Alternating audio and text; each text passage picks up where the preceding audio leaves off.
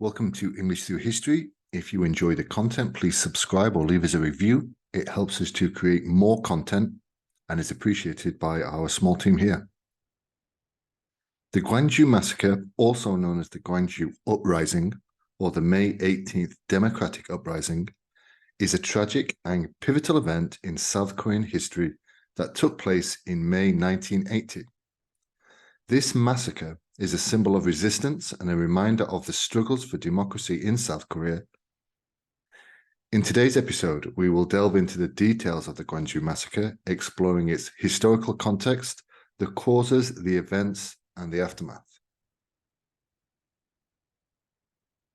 To understand the Gwangju Massacre, we must first examine the historical context in which it unfolded. South Korea had a troubled history in the 20th century, marked by Japanese colonial rule from 1910 to 1945 and the division of the Korean Peninsula after World War II. The Korean War, which was 1950 to 1953, further deepened the political and social divisions within the nation. If you want to know more about this division of Koreas, you can find a previous episode covering this on the channel. The end of the Korean War resulted in an armistice, not a peace treaty, and this left the Korean Peninsula divided into North and South, each with its own government and own ideology. South Korea was led by an authoritarian regime throughout the post-war period, marked by a series of military dictatorships. The suppression of dissent, political opposition, and civil liberties was a common feature of these regimes. In this way, the country was not dissimilar to its northern neighbor in that regard. Park Chung-hee, a general and later a dictator, seized power in a coup in 1961, and he ruled South Korea with an iron fist. On the plus side, his regime was characterized by rapid industrialization and economic growth, but it came at the cost of political repression and the stifling of democratic institutions. Park himself was assassinated in 1979, and a power struggle ensued, leading to the rise of General Chun Do-hwan, who subsequently declared martial law in 1980.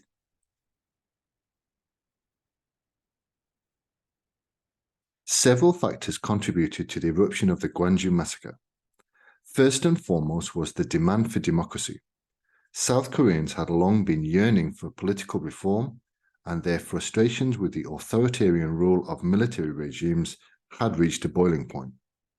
Chun Do-hwan's declaration of martial law in 1980, following the military takeover in December 1979, only exacerbated these tensions.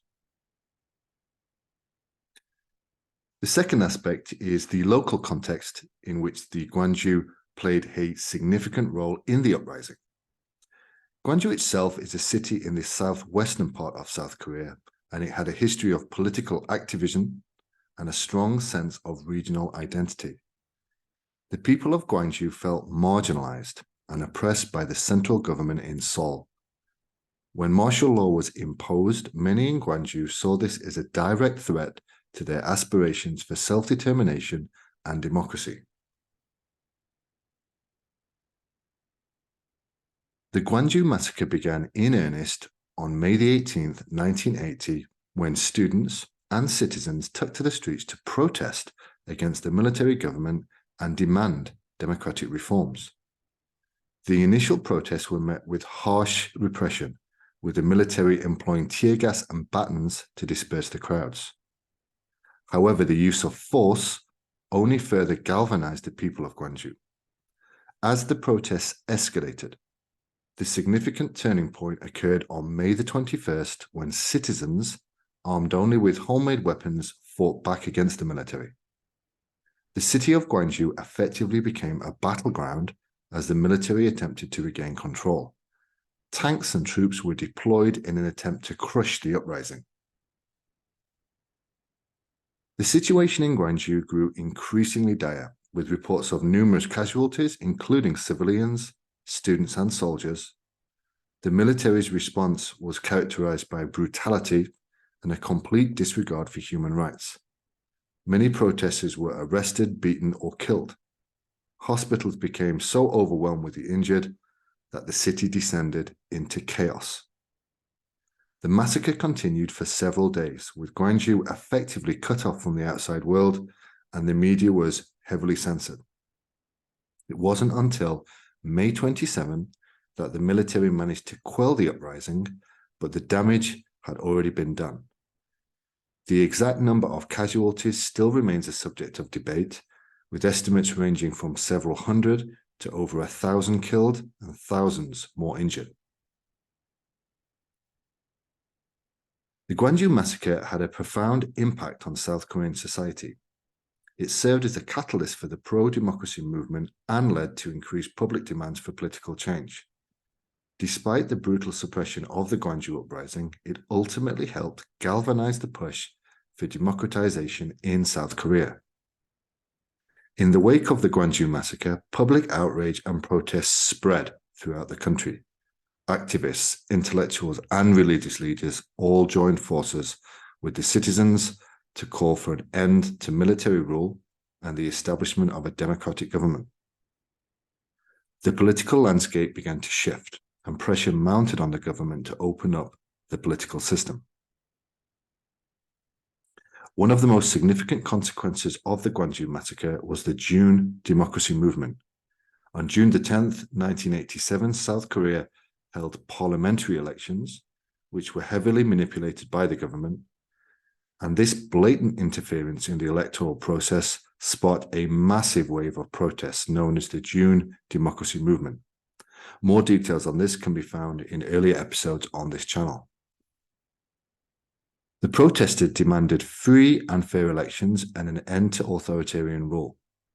The movement gained momentum and saw a diverse coalition of people from various backgrounds and political orientations coming together for a common cause. These protests marked a pivotal moment in South Korean history and laid the groundwork for democratic reforms that followed.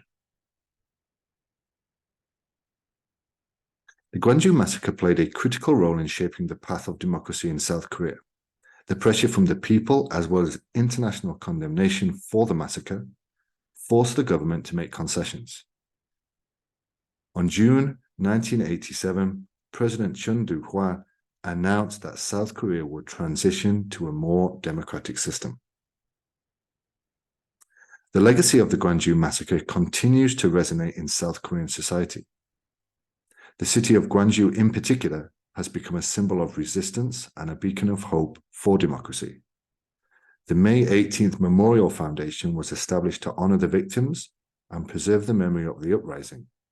Every year, on May the 18th, the city holds commemorative events to remember the sacrifice of those who fought for democracy.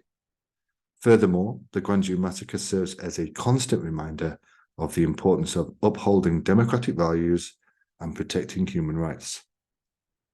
It's left an indelible mark on South Korea's political culture, influencing subsequent generations in their commitment to democratic ideals.